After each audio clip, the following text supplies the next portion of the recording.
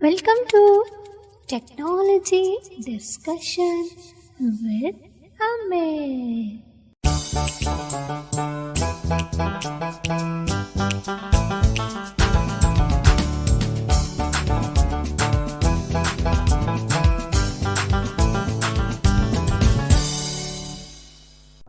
यदि हमारी वीडियो आपको पसंद आए तो इसे लाइक और शेयर करें।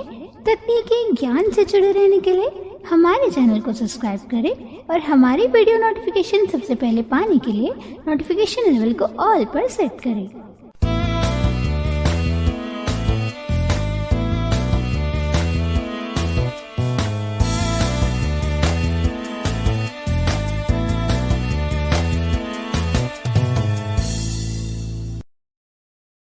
नमस्कार फ्रेंड्स, मैं अमित। आज हम बात कर रहे हैं रीपर सॉफ्टवेयर के बारे में। रीपर के बारे में यह 5th वीडियो है। आप में से जिन लोगों ने रीपर पार्ट 1 से लेकर रीपर पार्ट 4 तक की वीडियोस नहीं देखे हों, वे कृपया डिस्क्रिप्शन बॉक्स में दिए गए लिंक के माध्यम से ये चारों वीडियोस अवश्य देखें। इससे पहले रीपर पार्ट 4 के अंतर्गत हमने जाना कि रीपर में किस प्रकार हम किसी मिडी डिवाइस को कनेक्ट कर सकते हैं। तो आइए अब हम शुरू करते हैं रीपर पार्ट 5, जिसमें मुख्य रूप से हम 3 विषय पर बात करेंगे। पहला, रीपर के कुछ बेसिक नेविगेशन कीज़। दूसरा, रीपर में कुछ बेसिक शॉर्टकट कीज़। तीसरा और आज का आखिरी, रीपर के अंदर बेसिक ऑडियो एडिटिंग। तो मुख्य रूप से हम इन 3 विषयों पर बात करेंगे। आज का वीडियो हम शुरू करें इससे पूर्व कुछ महत्वपूर्ण बातें इससे संबंधित मैं ये बताना चाहूँगा कि मैं स्क्रीन रीडर के तौर पर अभी NVDA यूज़ कर रहा हूँ। आप अपने चॉइस के हिसाब से JAWS को भी यूज़ कर सकते हैं। रीपर को यूज़ करने का अब तक का जो मेरा अनुभव रहा है, उससे मैंने ये जाना है कि रीपर को यूज़ करने के लिए NVDA एक बेहतर स्क्रीन रीडर है JAWS के मुकाबले। ये मेरा अपना मत है। आप अपने चॉइस के हिसाब से इन दोनों में से कोई सा भी स्क्रीन रीडर यूज़ कर सकते हैं। तो आइए हम आज के टॉपिक की ओर आगे बढ़ें। मैं अभी डेस्कटॉप पर हूँ। यहाँ पर मैं R प्रेस करता हूँ रीपर के लिए। R rear recording R recycle R Reaper X64 इस पे एंटर प्रेस करूँगा। Reaper initializing Reaper V6.79 registered to Amic commercial license track view reaper open हो चुका है अभी। तो इसके संबंध में कुछ बातें, आवश्यक बातें मैं करना चाहूँगा। इससे पहले मैंने Adobe Audition पे भी कुछ वीडियोस बनाए हैं, जिसमें मैंने आप सबको ये बताया था कि अडोबी ऑडिशन में मल्टी ट्रैक्स होते हैं जो कि हम ज़रूरत के हिसाब से अलग अलग ट्रैक्स पे काम कर सकते हैं। यानी एक ट्रैक में हम मल्टी ट्रैक्स यूज़ कर सकते हैं अपने आवश्यकता अनुसार। जैसे मैंने एग्जाम्पल्स भी दिए थे उस टाइम कि किसी ट्रैक पर हम कोई इंस्ट्रूमेंट रिकॉर्ड कर रहे हैं जैसे गिटार, किसी ट्रैक पर हम बैकग्राउंड में जो कोड्स होते हैं कोडिंग्स कर रहे हैं, किसी ट्रैक पर हम वोकल रिकॉर्ड कर रहे हैं।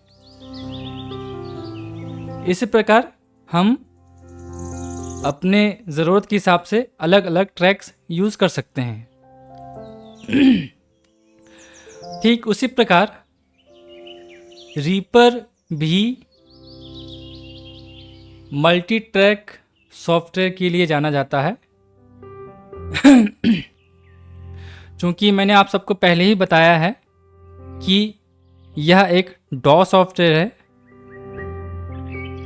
डिजिटल ऑडियो वर्कस्टेशन, जिसमें हम म्यूज़िक प्रोडक्शन से रिलेटेड काम कर सकते हैं। तो रीपर में जिस प्रकार हम देखते हैं कि अडोबी ऑडिशन में बाय डिफ़ॉल्ट मल्टी ट्रैक्स बने होते हैं, बट रीपर में ऐसा नहीं होता है। रीपर में आपको ट्रैक्स क्रिएट करने पड़ते हैं। अभी मैंने रीपर ओपन किया है, मैं डाउन एरो प्रेस कर रहा हूँ। No tracks. आपने सुना नो ट्रैक्स, यानी ट्रैक्स हमें क्रिएट करने पड़ेंगे।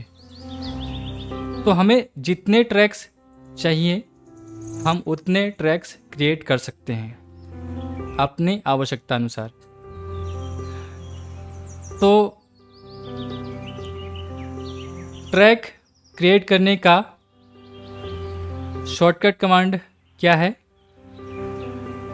Control T. मैं कंट्रोल को प्रेस करके रखूँगा और साथ में टी प्रेस करूँगा, T for tango. Track name, edit lang. जैसे ही मैंने कंट्रोल टी प्रेस किया, इसने बताया ट्रैक नेम, यानी हम सभी ट्रैक्स के अलग अलग नाम भी रख सकते हैं। ठीक है। सो यहाँ पर मैं कुछ नाम दे देता हूँ। VOCAL vocal space PRACTI SE crack space space CEC practice. अब मैंने नाम टाइप कर दिया है, मैं एंटर की प्रेस कर रहा हूँ अभी, Pain.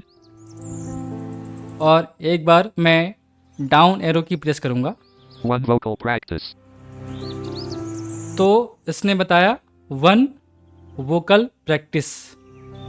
1 का मतलब क्या है कि ये पहला ट्रैक है और वोकल प्रैक्टिस इस ट्रैक का नाम हमने रखा है। इसी प्रकार हम और भी ट्रैक क्रिएट कर सकते हैं। मैं आपको एक और ट्रैक क्रिएट करके दिखाता हूँ। कंट्रोल टी प्रेस करूँगा, Track name B C C A A B B A C K G O U N D background space M U C. अब मैं एंटर प्रेस कर रहा हूँ, Pain. अप एरो प्रेस करता हूँ, मैं One vocal practice.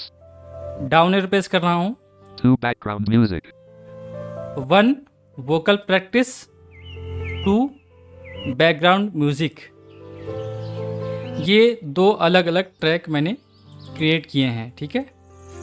और ये ट्रैक के नंबर भी बता रहा है, कौन सा पहला ट्रैक है और कौन सा दूसरा ट्रैक है, और इसके साथ ही ट्रैक के नाम भी बता रहा है। अब मान लीजिए मुझे इसमें से एक ही ट्रैक की आवश्यकता है। मुझे लगा कि दूसरा ट्रैक शायद मैं बाद में बनाऊंगा, अभी इसकी आवश्यकता नहीं है, तो मैं इस ट्रैक को डिलीट करना चाहता हूँ। इसके लिए मैं क्या करूँगा, इसके लिए ये ध्यान रखें कि हमारा कर्सर उसी ट्रैक पे होगा जिसे हमें डिलीट करना है। तो मैं सेकंड ट्रैक को डिलीट करना चाहता हूँ, तो वहाँ पे मैं कर्सर ले जाता हूँ। 1 vocal practice. 2 background music. 2 background music, यहाँ पे कर्सर मेरा आ चुका है। मैं अप एरो और डाउन एरो से मूव कर रहा हूँ और यहाँ पर मैं डिलीट की प्रेस करता हूँ। 1 track removed. 1 track removed. अब अगर मुझे लगता है कि ये ट्रैक जो मैंने रिमूव किया है ये बाय मिस्टेक मुझसे रिमूव हो गया है, मुझे ये ट्रैक वापस चाहिए, तो मैं अंडू का कमांड यूज़ करूँगा। Ctrl+Z, कंट्रोल को प्रेस करके रखेंगे और Z प्रेस करेंगे। Undo remove tracks. Undo remove tracks. तो आइए देखते हैं अंडू हुआ है कि नहीं, यानी ट्रैक वापस आया है या नहीं। मैं अप एरो प्रेस करता हूँ, 1 vocal practice. Down arrow press कर रहा हूँ, 2 background music. ठीक है। तो ये दोनों ट्रैक्स वापस आ चुके हैं। अभी के लिए मैं सेकंड ट्रैक रिमूव कर रहा हूँ, यानी सेकंड ट्रैक पे मेरा कर्सर है। अभी यहाँ पे मैं डिलीट की प्रेस करता हूँ। 1 track removed. 1 track removed. अब मैं डाउन एरो प्रेस करता हूँ, 1 vocal practice. 1 vocal practice.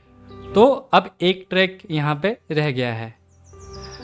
अब मान लीजिए मुझे लगता है कि जो ट्रैक यहाँ पे अवेलेबल है इसका जो मैंने नाम दिया है ये नाम मुझे रीनेम करना है, यानी नाम इसका चेंज करना है। इसके लिए क्या करेंगे, इसके लिए F2 की प्रेस करेंगे। ओके, तो F2 मैं प्रेस करता हूँ। Track name. यहाँ पर ट्रैक नेम आया, मैं दूसरा नाम टाइप करता हूँ। Selection removed. ECORDING. मैंने टाइप किया रिकॉर्डिंग। अब मैं एंटर की प्रेस करता हूँ। Pain. डाउन एरो प्रेस कर रहा हूँ। 1 recording. आपने देखा कि इससे पहले इसका नाम था वोकल प्रैक्टिस, अब इसका नाम मैंने चेंज कर दिया है रिकॉर्डिंग।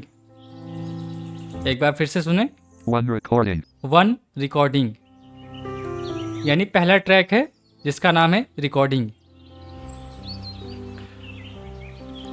इससे आगे मैं आपको प्रैक्टिकल कुछ बताऊं, मैं आपको कुछ बेसिक कीज़ ओरली बता रहा हूं, आप ध्यानपूर्वक उसे सुनेंगे। उसके बाद हम प्रैक्टिकल हम एक एक चीज़ को समझेंगे। तो सबसे पहले हम ऑडियो के बारे में एक बहुत इम्पोर्टेंट बात समझ लें, उसके बाद हम कीज़ की बात करेंगे। रीपर में ऑडियो को मापने के लिए जो पैमाना तय किया गया है, जो पैरामीटर्स डिसाइड किए गए हैं हम उन्हें समझेंगे, है ना। हर चीज़ को मापने का एक पैमाना होता है। किसी चीज़ को हम मीटर किलोमीटर में मापते हैं, किसी चीज़ को हम ग्राम किलोग्राम में मापते हैं। उसी प्रकार ऑडियो को मापने का क्या पैमाना है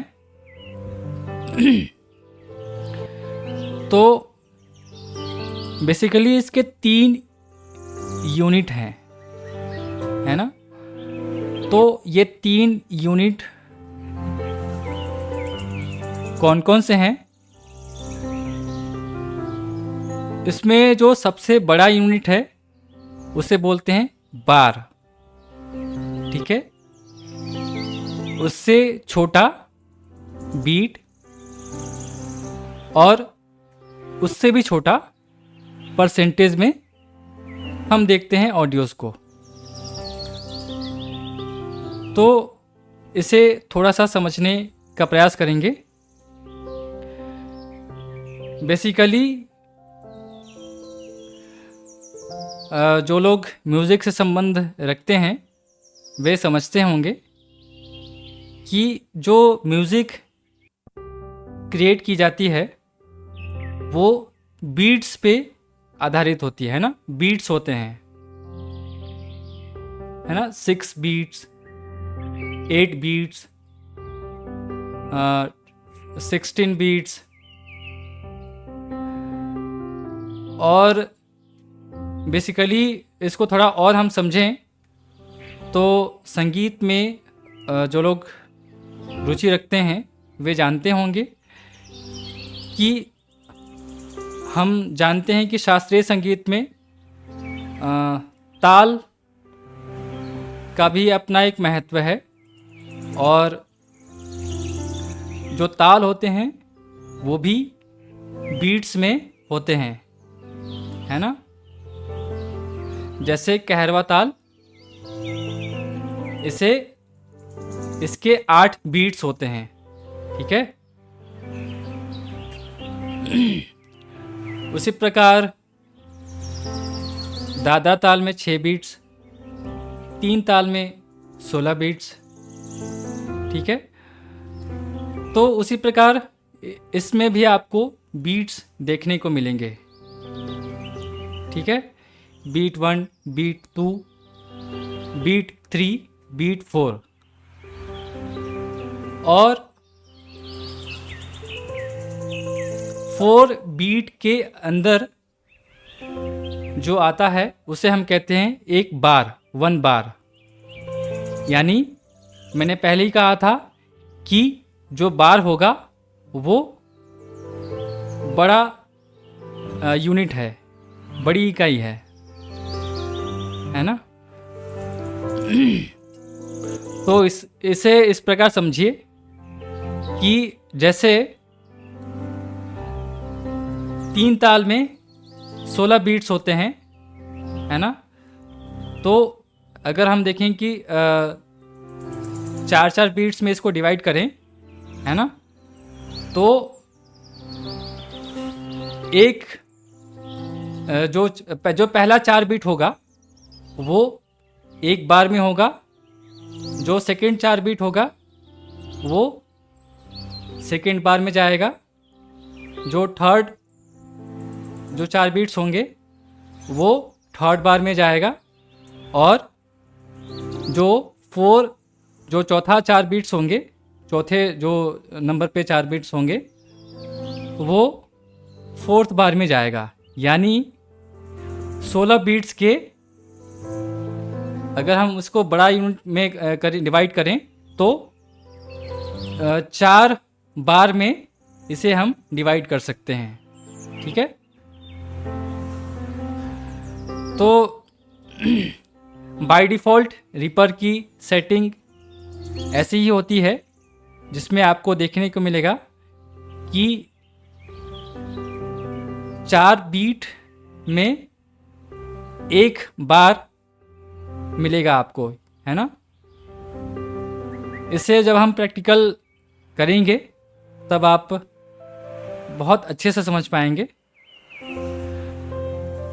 और इसे इन फ्यूचर मैं और ज़्यादा अच्छे से डिफाइन करूँगा जब हम रीपर में वीडियोस बनाएंगे। तो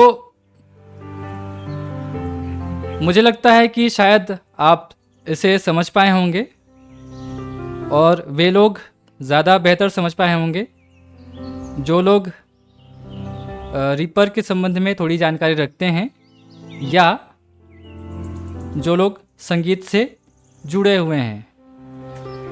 तो अब तक मैं आपको जो ओरली समझा रहा था, आइए एक बार हम इसे प्रैक्टिकली भी समझें। तो बीट बाय बीट मूव करने के लिए हम control page up and control page down का यूज़ करते हैं, ठीक है। यानी नेक्स्ट बीट पे जाने के लिए control page down, previous beat पे जाने के लिए कंट्रोल पेज अप, ठीक है। उसी प्रकार बार बाय बार मूव करने के लिए हम page up and page down की का यूज़ करेंगे। नेक्स्ट बार पे जाने के लिए पेज डाउन, प्रीवियस बार पे जाने के लिए पेज अप। तो पहले हम बीट बाय बीट मूव करते हैं। मैं कंट्रोल पेज डाउन प्रेस कर रहा हूँ। B2, बीट 2 इसने बोला क्योंकि बीट 1 पे ऑलरेडी कर्सर था, ठीक है। तो एक बार मैं कंट्रोल पेज अप प्रेस कर रहा हूँ, B1, बीट 1। अब मैं कंट्रोल पेज डाउन प्रेस कर रहा हूँ, B2, B3, B4, bar 2, B1, लगातार मैंने कंट्रोल पेज डाउन प्रेस किया तो आपने सुना बार 2 बीट 1, है ना। मैंने आपको बताया था कि हर बार में 4 बीट्स होंगे। पहले बार के 4 बीट्स को जब हमने कंप्लीट किया तो हमारा कर्सर दूसरे बार के पहले बीट में आ गया है, ठीक है। अब शायद थोड़ा थोड़ा आप समझ पा रहे होंगे, ठीक है। और जो लोग नहीं समझ पाए अब तक, वो लोग आगे समझ जाएंगे, है ना। तो अब मैं आपको मैं बार बाय बार मूव करके दिखाता हूँ। bar 1, bar 2, है ना। मैं control page up, sorry control के साथ नहीं, विदाउट कंट्रोल सिर्फ पेज अप और पेज डाउन प्रेस कर रहा हूँ, ठीक है।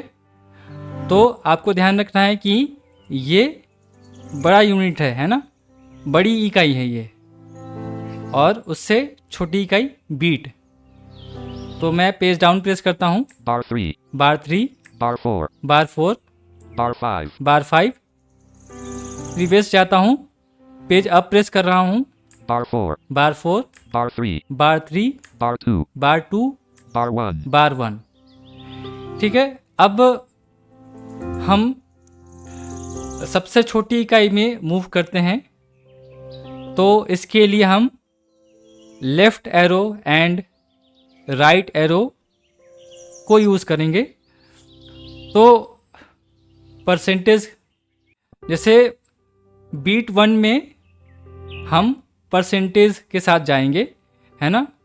अभी मैं बीट 1 के बिल्कुल स्टार्टिंग पॉइंट पे हूँ, है ना। बार 1 बीट 1 के बिल्कुल स्टार्टिंग पॉइंट पे हूँ।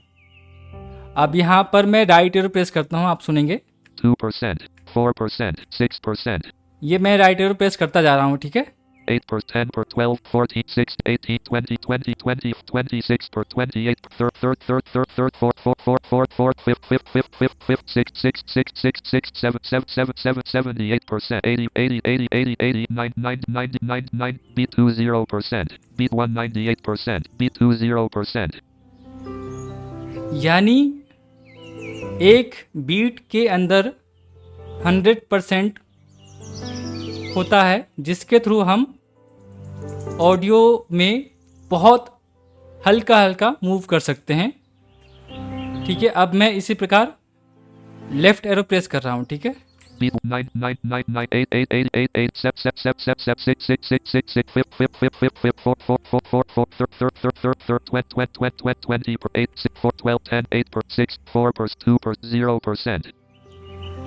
तो अब मैं वापस जहाँ पे था वहाँ पे आ चुका हूँ, यानी बार 1 बीट 1 के 0% पे। ठीक है, अब इसे आप थोड़ा और समझिए कि एक तो हमने देखा कि जैसे मैं राइट एरो प्रेस कर रहा हूँ तो 2% ये फॉरवर्ड हो रहा है ना। तो राइट एरो से 2% हम फॉरवर्ड जाएंगे और लेफ्ट एरो से 2% बैकवर्ड जाएंगे। ठीक है, तो हमने देखा कि एक बीट के अंदर परसेंटेज में 100% अवेलेबल है, जिसके थ्रू हम ऑडियो में बहुत हल्का हल्का मूव कर सकते हैं। ठीक है, तो सबसे छोटी इकाई है परसेंटेज। ठीक है, उसके बाद बीट और उसके बाद बार। ठीक है, ये ऑडियो में मूव करने का एक, चूँकि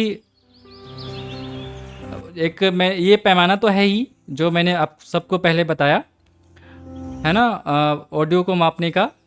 चूँकि जब हम एडवांस लेवल की ऑडियो एडिटिंग सीखेंगे उसमें ये बहुत काम आएगा। ठीक है, बहरहाल अभी क्या होगा कि जब हम कुछ रिकॉर्ड करके देखेंगे उसमें मूव करने के लिए हम इन्हीं कीज़ का यूज़ करेंगे जो अभी मैंने आप सबको बताया है, यानी राइट एरो, लेफ़्ट एरो, जिससे कि बहुत थोड़ा थोड़ा हम ऑडियो में आगे पीछे जा सकते हैं। उसके बाद हम control page up, control page down, जिससे कि हम थोड़ा ज़्यादा जंप कर सकते हैं हम ऑडियो में, है ना। एक साथ जो है हम ज़्यादा प्लेस पे हम जंप कर सकते हैं। ठीक है, ऑडियो के अंदर। उसके बाद जो है यदि हम पेज अप और पेज डाउन प्रेस करते हैं तो उससे भी ज़्यादा हम ऑडियो में जंप कर सकते हैं एक साथ, बहुत लंबी छलांग लगा सकते हैं। ठीक है, तो ये जो है अभी हम प्रैक्टिकल करके भी देखेंगे। उससे पहले कुछ और मैं बात करना चाहूँगा, उसके बाद फिर हम प्रैक्टिकल की ओर बढ़ेंगे। अब हम कुछ बेसिक शॉर्टकट कीज़ के बारे में जान लेते हैं, जिनमें से कुछ नेविगेशन कीज़ होंगी और कुछ शॉर्टकट कीज़ होंगी, है ना। तो बात हम करें यदि नेविगेशन कीज़ की, तो नेविगेशन कीज़ में up arrow and down arrow, जिससे कि हम previous track and next track पे मूव कर सकते हैं, है ना। रीपर में अप एरो से previous track and down arrow से नेक्स्ट ट्रैक पर मूव कर सकते हैं। अब उसके अलावा हम देखें तो पेज अप और पेज डाउन का हमने देख लिया है। Control page up, control page down को भी हमने देख लिया है ना। क्या था? Control page up, control page down से हम बीट बाय बीट मूव करते हैं, है ना। कंट्रोल पेज डाउन से next beat, control page up से प्रीवियस बीट। और अगर हम कंट्रोल को हटा दें तो पेज डाउन से नेक्स्ट बार, पेज अप से प्रीवियस बार। ठीक है। लेफ्ट एरो से हम ऑडियो में परसेंटेज के थ्रू मूव करते हैं, बहुत हल्का हल्का। तो लेफ्ट एरो से 2% बैकवर्ड जाएंगे और राइट एरो से 2% फॉरवर्ड जाएंगे। और किसी भी ट्रैक के सबसे टॉप पे जाने के लिए, यानी सबसे बिगनिंग में जाने के लिए ट्रैक के, हम कंट्रोल होम का यूज़ करेंगे। और ट्रैक के सबसे एंड में जाने के लिए कंट्रोल एंड की का यूज़ करेंगे। ठीक है, होम कंट्रोल होम और कंट्रोल एंड के अतिरिक्त हम ट्रैक के बिगिनिंग में जाने के लिए यानी ट्रैक के स्टार्टिंग पॉइंट में जाने के लिए हम W की का भी यूज़ कर सकते हैं, है ना, W फॉर वर्क। इसके अतिरिक्त हम बात करें स्पेस की, अब कुछ शॉर्टकट कीज़ को देख लेते हैं, है ना। ये कुछ नेविगेशन कीज़ थी जो हमने जिसकी चर्चा कर ली है। तो स्पेस की से क्या होता है, प्ले एंड स्टॉप। कोई भी किसी भी ट्रैक में जो ऑडियो होगा उसे हम स्पेस की से प्ले एंड स्टॉप कर सकते हैं, है ना। ध्यान देंगे कि प्ले एंड पॉज नहीं है, प्ले एंड स्टॉप। ठीक है, स्टॉप का मतलब ये हो जाएगा कि मान लीजिए ऑडियो को कुछ सेकंड हमने प्ले कर लिया और जब हम स्टॉप करेंगे स्पेस की से और जब हम दोबारा प्ले करेंगे तो ऑडियो शुरू से प्ले होगा, है ना, जहाँ से हमने ऑडियो शुरू किया था। ठीक है, तो पॉज एंड रिज्यूम के लिए क्या होता है, कंट्रोल स्पेस, है ना, कंट्रोल स्पेस से पॉज एंड कंट्रोल स्पेस से रिज्यूम। रिज्यूम करने के लिए तो आप स्पेस की का भी यूज़ कर सकते हैं, बट आप कंट्रोल के साथ यूज़ करें तो ज़्यादा बेस्ट है। कंट्रोल स्पेस से पॉज एंड कंट्रोल स्पेस से रिज्यूम।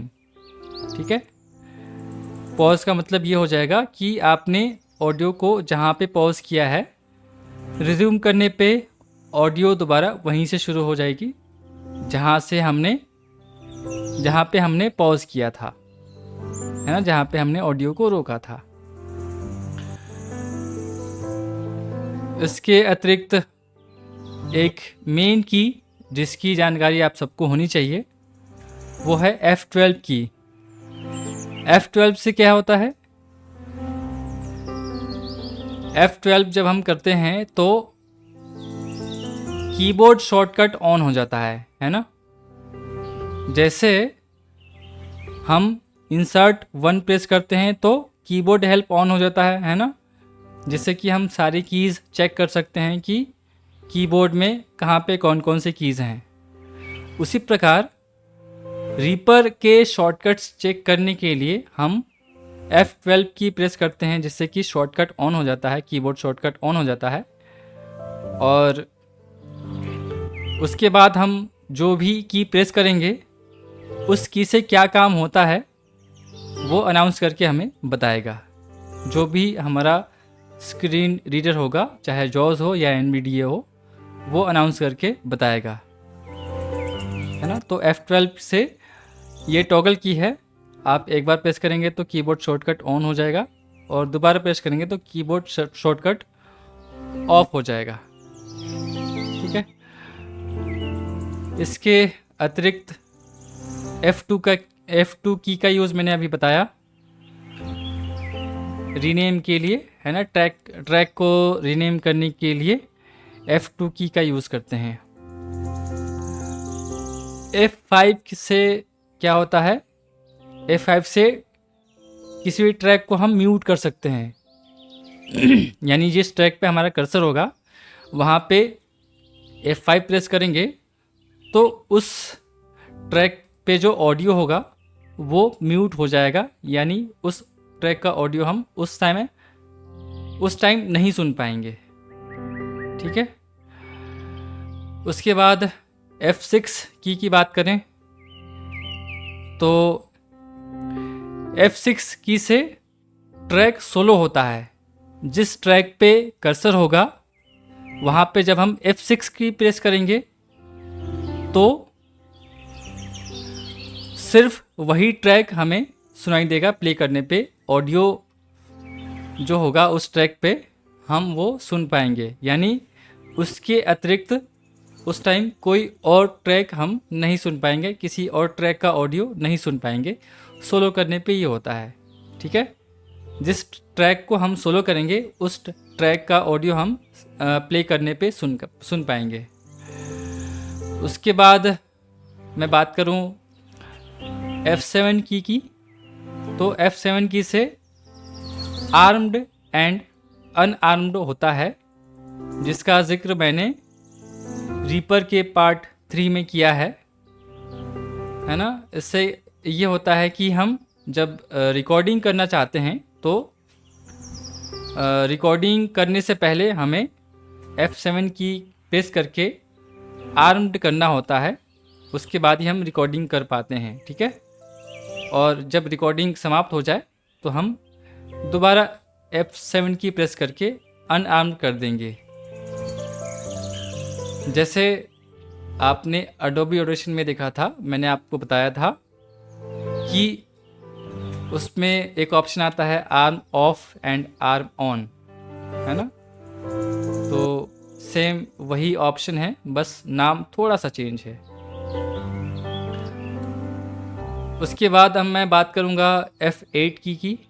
तो F8 की मॉनिटरिंग के लिए होता है, जिसका जिक्र मैं रीपर के पार्ट 3 में कर चुका हूँ। जब हम रिकॉर्डिंग करते हैं उस टाइम हम मॉनिटर ऑन करके हम अपनी आवाज़ हेडफोन में या स्पीकर में हम सुन सकते हैं, है ना। जिससे कि हमें ये अंदाज़ा लगेगा इस बात का कि हमारी आवाज़ ठीक से रिकॉर्ड हो पाएगी या नहीं, ठीक है। उसके अतिरिक्त कुछ और बेसिक कीज़ की बात करूँगा, शॉर्टकट कीज़ की। ए से ऑडियो को स्प्लिट करते हैं। अब ऑडियो को स्प्लिट करने का क्या तात्पर्य है, क्या मतलब है, क्या यूज़ है, वो तो जब हम प्रैक्टिकल करेंगे तब हम देख लेंगे। उसके अलावा हम एस फॉर सन, इससे भी जो है ऑडियो को स्प्लिट कर सकते हैं। तो ए और एस इन दोनों की से हम ऑडियो को स्प्लिट कर सकते हैं, हम जो चाहें वो की यूज़ कर सकते हैं। उसके अलावा control right arrow and control left arrow की, इसका यूज़ हम करते हैं जब एक ही ट्रैक में हमारे पास मल्टीपल ऑडियोज़ हैं, तो सेम ट्रैक के मल्टीपल ऑडियोज़ पे मूव करने के लिए हम control left arrow and control right arrow की का यूज़ करते हैं।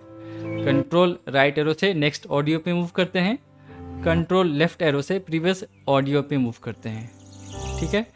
ये भी आप ठीक से तब समझ पाएंगे जब हम इसको प्रैक्टिकल देखेंगे।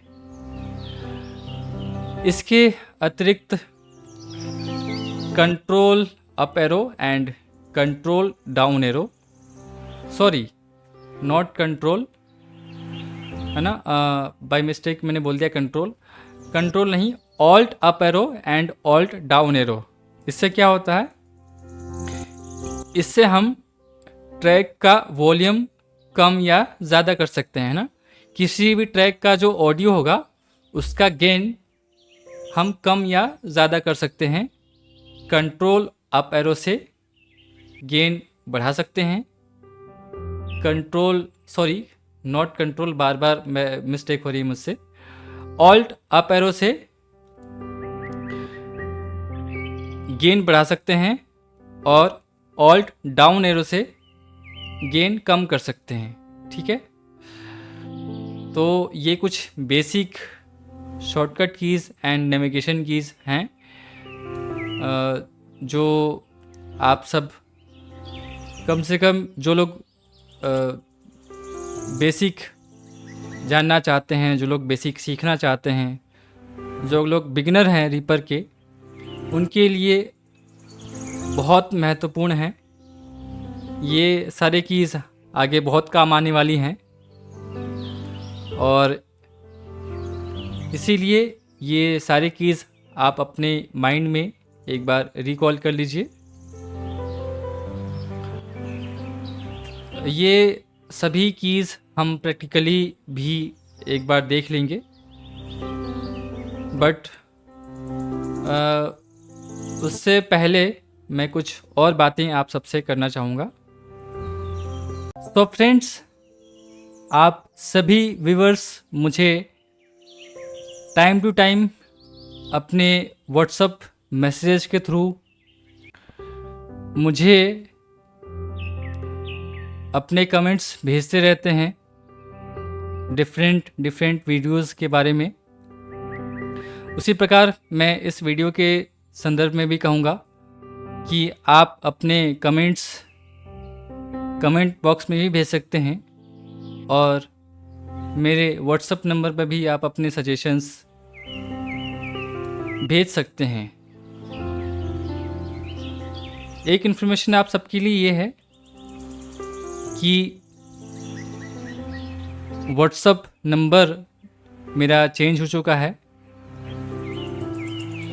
आप सबके सजेशंस जो पुराने व्हाट्सएप नंबर पर आता था, अब आप उस पर मैसेज नहीं करेंगे। मैं अपना नया व्हाट्सएप नंबर आप सबको बताता हूँ, आप उसे नोट कर लें और उस पर ही आप अपने सजेशंस और अदर कमेंट्स भेज सकते हैं। नंबर है 9355133967 9355133967। तो इंतज़ार रहेगा आप सबके कमेंट्स का, सजेशंस के। जैसा कि आप ये जानते भी हैं कि लगभग 1 साल के बाद मैं ये वीडियो लेके आया हूँ आप सबके बीच, लेकिन अब ऐसा नहीं होगा, यानी डिले देखने को आपको बहुत ज़्यादा नहीं मिलेगा। कंटिन्यूसली अलग अलग टॉपिक्स पे आपको ट्यूटोरियल्स मिलेंगे। आप सभी अपने सजेशंस के थ्रू मुझे ये बताते रहें कि किन किन टॉपिक्स पे वीडियोस आप सभी चाहते हैं। मैं एक एक करके सभी टॉपिक्स कवर करने की कोशिश करूँगा। सो फ्रेंड्स, ऑलरेडी यह वीडियो बहुत बड़ा हो चुका है, इसलिए मैंने ये डिसाइड किया है कि इससे आगे की बातें हम नेक्स्ट वीडियो में करेंगे, जिसमें अब तक जितने भी कीज़, शॉर्टकट कीज़ मैंने बताए हैं वो प्रैक्टिकली आपको करके भी दिखाऊंगा। उसके अतिरिक्त हम बेसिक ऑडियो एडिटिंग के बारे में जानेंगे। तो फ्रेंड्स, रीपर के बारे में और भी हम बहुत सी बातें करने वाले हैं, लेकिन किसी और ट्यूटोरियल में। तब तक के लिए नमस्कार।